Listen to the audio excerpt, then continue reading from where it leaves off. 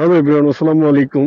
আজকে আপনাদেরকে আমি আফটার ঈদ ঢাকা শহরের এখন কি অবস্থা, কিরকম ফাঁকা, কিরকম একটা পরিবর্তন এসেছে সেই ঢাকাটাই আপনাদেরকে আজকে দেখাবো। আপনারা আমার সাথে আজকের মোটো ব্লগে থাকবেন। চলুন আমরা দেখে নিই। এখন আমি আছি মিরপুরের 10 নম্বর চত্বরে। তো যেহেতু আমার অফিস একেবারেই গতকালকে থেকে স্টার্ট হয়ে গিয়েছে, যেহেতু সেলসে জব করি, বিভিন্ন জায়গায় ঘোরাঘুরি করতে হয়। এখন পর্যন্ত দোকানপাটের অবস্থা খুবই খারাপ, খুবই খারাপ। মানে ব্যবসায়ীরা এখনো ব্যবসা শুরু করেনি আর কি, দেখতে পাচ্ছি যেটা আর কি। এই যে দেখতে পাচ্ছেন বাম পাশে ম্যাক্সিমাম দোকানপাট একদম বন্ধ, শপিং মল গুলো বন্ধ, অনেক জায়গায় সবকিছুই। মানে যেহেতু একটা লং ছুটি, সরকারি ছুটিগুলো পাশাপাশি গভর্নমেন্ট অনেক বড় একটা ছুটি দেওয়ার কারণে মানে দেখা গেল নন গভর্নমেন্ট প্রতিষ্ঠানগুলো মানে ওই লেভেলের ছুটি দিয়ে দিয়েছে, যার কারণে একদম প্রত্যেকটা এলাকায় নিরিবিলি।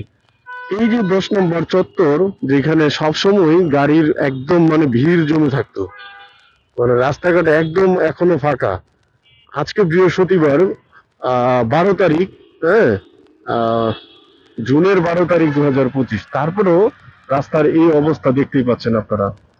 আমি আপনাদের সাথে আজকের ফাঁকা ঢাকাটা, এখন পর্যন্ত আমরা যতটুকু জানি ঈদের 1 দিন 2 দিন 3 দিন এরকম ফাঁকা থাকে, কিন্তু ঈদের 7 দিনের মাথায়ও ফাঁকা থাকে এরকম ঢাকা কখনোই দেখিনি। মানে একদম ফাঁকা। আমরা আসলে সেলসে চাকরি করতে গেলে আমাদের ফাঁকা ঢাকা আমাদের জন্য মানে অনেক ক্ষতি আর কি। আমরা সেলসের জন্য আমাদের ভালো একটা লস পোহাতে হয়, যেহেতু দোকানপাট খোলা থাকলে আমাদের একটা বিক্রি কার্যক্রম সুন্দরভাবে পরিচালনা করা যায় আর কি। সেইখানে আমি দেখতেই পাচ্ছেন আপনারা, আমি আপনাদের সাথে প্রত্যেকটা জায়গায় প্রত্যেকটা কর্নারে একেবারে সবকিছু ফাঁকা, সবকিছু ফাঁকা। উপরে মেট্রোর যেই রেল লাইন, আমরা 10 নম্বর চত্বর শেষ করে 11 নম্বরে আমরা চলে এসেছি। 11 নম্বরের স্টেশন, মেট্রোর যে স্টেশনগুলো, এগুলো সবসময় ভিড় লেগে থাকতো, সব সময় ভিড় লেগে থাকতো, মানুষের জ্যাম লেগে থাকতো। এখন মেট্রো রেলগুলো তেমন মানে যাত্রী নেই, যাত্রী ফাঁকা। তারপরে মেট্রো সার্ভিসের জন্য, জনগণের ভোগান্তি কম হওয়ার জন্য তারা সবসময় সার্ভিস রেখেছে। মেট্রো বাংলাদেশের জন্য একটা আশীর্বাদ বলতে গেলে, বলতে বলা যেতে পারে আর কি। এত ফাঁকা হবে ঢাকা সিটি, আমি আসলে এতদিন ধরে ফাঁকা থাকবে কখনই দেখিনি আমার লাইফের এক্সপিরিয়েন্সে। আমি 2011 থেকে ঢাকাতে মানে টোটালি হিসাব করলে থাকা হচ্ছে আর কি। 2011 সাল থেকে ঢাকাতে থাকছি। সেইখান থেকে আমি আমার দৃষ্টিকোণ থেকে আমি কখনই ঢাকা শহরকে এত ফাঁকা দেখতে দেখিনি আর কি। এখন মনে হচ্ছে, দেখা গেল করোনার সময় একটু ফাঁকা ছিল, তারপরে মানুষ কিন্তু জোর করে চুরি লুকিয়ে লুকিয়ে কিন্তু বের হয়ে যেত। কিন্তু ঢাকা শহর একবারে খালি, একদম খালি ঢাকা সিটি, একদম। মানে এখন বেলা বাজে অলমোস্ট 11:30। হ্যাঁ, এই সময় তো গাড়ির একটা চাপ থাকে, রাশ থাকে, মানুষের একটা চাপ থাকে, প্রচুর রিক্সা থাকে রাস্তায়, কিন্তু কিচ্ছু নাই, কিচ্ছু নাই, একদম নাই বললেই চলে। আপনি দেখতে পাচ্ছেন কিছু কিছু মানে বিপণনী দোকান, যেখানে নিত্য প্রয়োজনীয় জিনিস পাওয়া যায়, দই মিষ্টি কিংবা কাঁচা বাজার, এই সমস্ত দোকানে তারপরে কিছু কিছু আছে। দেখতেই পাচ্ছেন এই যে আমরা 11 নম্বর মেট্রো ক্রস করছি 11 নম্বর মেট্রো, যেখানে মানুষ, এইখানেও মানুষ নাই। মেট্রোর নিচে সবসময় গাড়ি রিক্সা সবকিছু একবারে জ্যাম লেগে থাকতো আর কি। তা যেটা আপনারা দেখতে পাচ্ছেন, একদম বাসগুলো ফাঁকা। এই যে আমি যদি একটু স্লো করে দেখাই, বাসগুলো ফাঁকা, বাসেও যাত্রী নেই। মানে খালি বাস নিয়ে যারা গাড়ি চালাচ্ছে, তারা খালি বাস নিয়ে চলাচল করছে আর কি। আমার কর্মক্ষেত্র যেহেতু মিরপুর, আমি মিরপুরটাই আপনাদেরকে ঘুরিয়ে ঘুরিয়ে একটু দেখাচ্ছি। কি করব এখন, মানে ছেলেদের সাথে আমি ঘোরাঘুরি করেছি, মার্কেটে দোকানপাট বন্ধ। আসলে দোকানপাট বন্ধ থাকলে নিজের কাছে ভালো লাগে না, কিছু করতে হবে বিদায় একটু আর কি আপনাদের সাথে মানে কিছু সময় আহ পাস করছি আর কি। তো আপনারা যারা আমার নিয়মিত আমার মোটো ব্লগ দেখেন, কিংবা আমার ফেসবুক এবং ইউটিউবে কানেক্টেড আছেন, আপনারা জানাবেন আপনার সিটিতে, আপনার এলাকাতে আমার যেরকম ফাঁকা ঢাকা দেখাচ্ছি মিরপুরে, ঠিক আপনার এলাকায় কি এরকম ফাঁকা কিনা জানাবেন।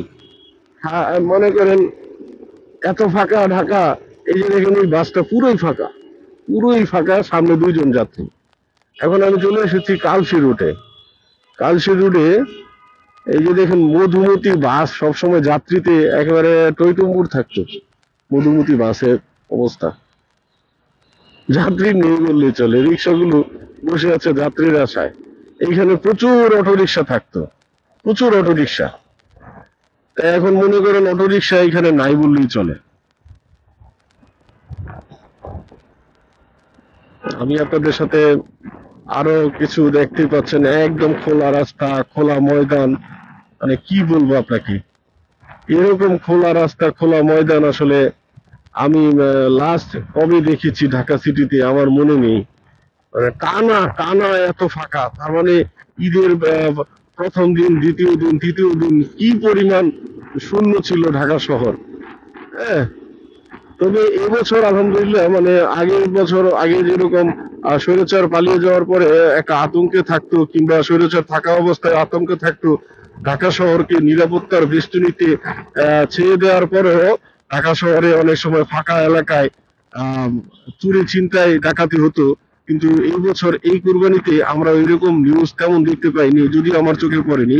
আপনাদের যদি জানা থাকে আপনারা কমেন্ট বক্সে জানাতে পারেন। তবে দেখতে পাচ্ছেন এই যে কালশি রোডটা, চারপাশে যে গাছের সবুজে সমারোহ দেখতে পাচ্ছেন, খুব ভালো উদ্যোগ নিয়েছে। আমার কাছে খুবই ভালো লাগছে।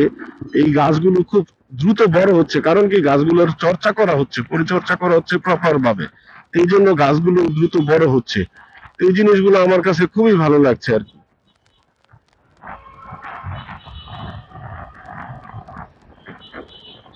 আসলে বাংলাদেশের পরিপ্রেক্ষিতে বাংলাদেশের রাস্তাঘাট যখন এরকম নিট এন্ড ক্লিন থাকে, তাহলে মন চায়, মনটা জুড়িয়ে যায়। ইউরোপের চাইতে কম ভালো লাগে না, ইউরোপের ফিলিংসটা বাংলাদেশে পাওয়া যায় মাঝে মধ্যে, যখন এরকম রাস্তাঘাট ফাঁকা থাকে, নিট এন্ড ক্লিন থাকে, এত ক্লিন রুট, এত ক্লিন জায়গা। এগুলো আসলে মনে হয় আমাদের জন্য আলাদা একটা আশীর্বাদ। আমরা যারা ঢাকায় ঈদের সময় থেকে যাই, কিংবা ঢাকার আশেপাশে যারা থাকি, তখন ঢাকা সিটিতে ঘোরাঘুরি করতে খুবই মজা লাগে। একটা ট্রাফিক জ্যামের কোনো বিড়ম্বনা নেই, টাইম ওয়েস্টের কোনো ই হয় না। আর তারপরে দেখা গেল এই জ্যামে পড়ে আমাদের অতিরিক্ত সময়, টাইম কস্টিং, মানি ওয়েস্ট, অনেক কিছু নষ্ট হয়ে যায় আমাদের। তো সেই ক্ষেত্রে কিন্তু মানে এইখানে তেমন কিছুই আমাদের হচ্ছে না। সেই জিনিসগুলো আমাদের অনেক কিছু সেভিংস হয়ে যাচ্ছে। সবচেয়ে বড় কথা হলো টাইম সেভিংসটা, অনেক কম সময়ের মধ্যে আমরা পৌঁছে যাচ্ছি, এত সময়, এত কম সময়ে আমরা পৌঁছে যাচ্ছি, এত টাইম সেভিং হচ্ছে বলা মানে বলে বোঝাতে পারবো না। আসলে যারা ঢাকায় থাকেন তারা বোঝেন এখন কি মজা লাগে ঢাকায় থাকতে, কত মজা লাগতেছে। যেইখানে মন চায় সেইখানে চলে যাওয়া যেতে পারছে। আবার আমরা যারা বাইকার আছি, দেখা গেল ট্রাফিকের বিড়ম্বনা থাকে না বিধায় আমরা অনেক সময় আহ হেলমেটটা খুলে গাড়ি চালাইতে মজা লাগে, ভালোবাসি। আর সেইখানে আমরা একটু সেইভাবে অনেকে হেলমেট ছাড়াও গাড়ি চালাচ্ছে, হেলমেট ছাড়া পরিবার নিয়ে ঘুরে বেড়াচ্ছে। মানে মনে হচ্ছে এই তো আমার রাজ্য, এই রাজ্য আমার। এটা হচ্ছে আপনার কালশি রোড পার হয়ে আমরা যেটা ক্যান্টনমেন্টের রোড, যেটা ইসিবি চত্বরের, এই রোডটাতে আমরা চলে এসেছি। এইখানে কিছু গাড়ির সংখ্যা আপনারা দেখতে পাচ্ছেন, কারণ সবগুলো গাড়ি কালশির এই রুটে এসে অনেক সমাবেত হয়ে যাত্রী টাত্রী না পেলে শেষমেশ তারা কি করবে, তাদের স্টেশনে তাদের পৌঁছাতে হবে। তো যার কারণে এই রুটে কিছু গাড়ি আপনারা দেখতে পাচ্ছেন, গাড়ি আছে। তা আমরা সামনে আরো দেখাবো আপনাদেরকে, আপনারা আমার সাথেই থাকবেন, স্টে উইথ মি। আর যারা এই ভিডিওটা দেখছেন অবশ্যই অবশ্যই কমেন্ট বক্সে কমেন্টস করে জানাবেন কেমন লাগলো আপনার কাছে। হ্যাঁ, যদি আপনার কাছে ভালো লাগে তাহলে আপনি চাইলে শেয়ার করে দিতে পারেন আমার ভিডিওটা। আপনাদের জন্যই তো এই কষ্ট করা, মোটো ব্লগ করাটা not a easy job, so tough, একটা রিস্কি একটা ব্যাপার মোটো ব্লগ করা। সেখান থেকে আমরা অনেক সময় কথা বলতে গিয়ে অনেক সময় দেখা গেল গাড়ি আমাদেরকে একটা চাপ দিতেছে, সেটা আমাদের খেয়াল নাই। তবে আমাদের খেয়াল হচ্ছে আপনাদের জন্য কিছু যদি উপহার দিতে পারি, ভালো কিছু উপহার দেওয়ার জন্যই কিন্তু চেষ্টা করে যাই। আর যারা ব্লগার তারা তো জানেনই ব্লগারদের জন্য কত কষ্ট করতে হয়, ব্লগাররা কত কষ্ট করে একটা ভিডিও মেক করে। আসলে hats off you all of blogger ভাই বোনদেরকে। কারণ আমি আসলে নট এ প্রফেশনাল ব্লগার, একটা হুটহাট করে ব্লগ করি, পার্ট টাইমার। আমার কোনো টপিক নেই, আমার কোনো নির্দিষ্ট টপিক অনুযায়ী চ্যানেল নেই। যদিও যারা যেই বা ব্লগ করে তাদেরকে নির্দিষ্ট টপিক অনুযায়ী ব্লগ করা উচিত। এটা ইসিবি চত্বরের বর্তমান অবস্থা, বর্তমান পরিস্থিতি আপনারা দেখতে পাচ্ছেন। হ্যাঁ, এই হচ্ছে বর্তমান পরিস্থিতি ইসিবি চত্বরে।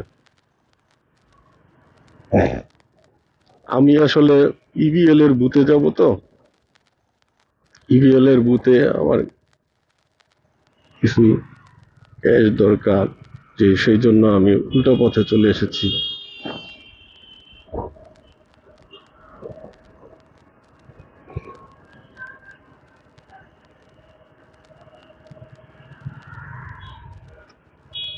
তো যাই হোক, আজকের জন্য এইখানে এই পর্যন্তই থাকবেন। সবাই ভালো থাকবেন, ধন্যবাদ সবাইকে আমার সাথে থাকার জন্য। অবশ্যই সব সময় পাশে থাকবেন, সব সময় ভালোবাসা দিবেন। আপনাদের ভালোবাসা আমার জন্য অনেক জরুরি। আজকে বিদায় নিচ্ছি আমি ইসিবি চত্বর থেকে, মিরপুরের ইসিবি চত্বর থেকে। ধন্যবাদ সবাইকে, টাটা, বাই বাই, আসসালামু আলাইকুম।